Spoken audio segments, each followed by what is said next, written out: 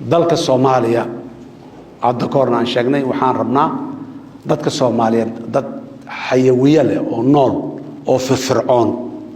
oo maxaan ku raadayay yaani leh initiatives la waay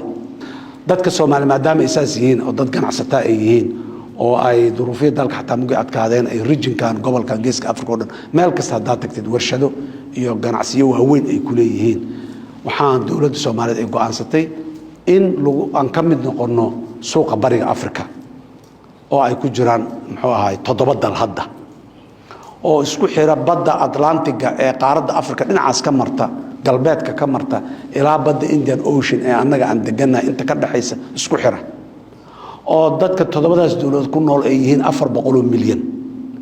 inaan ku biirno dhaqaale ahaan iyo ganacsi ahaan iyo dad iyo socod ahaan iyo masaalix ahaan aan ku biirno ka mid noqono ayaan go'aansanay mar hore annagana waa sii xoojinay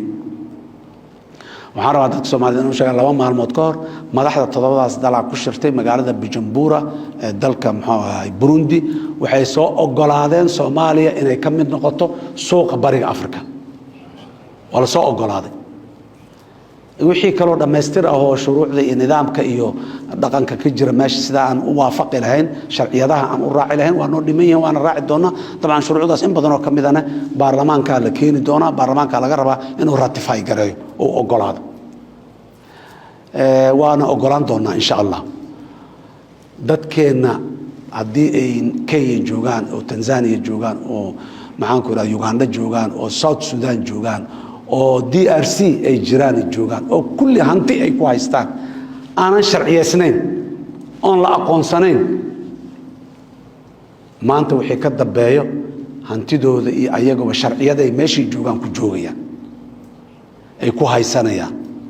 lama dhici karo lama boobi karo lama qashqashaadi karo lama ihaanay karo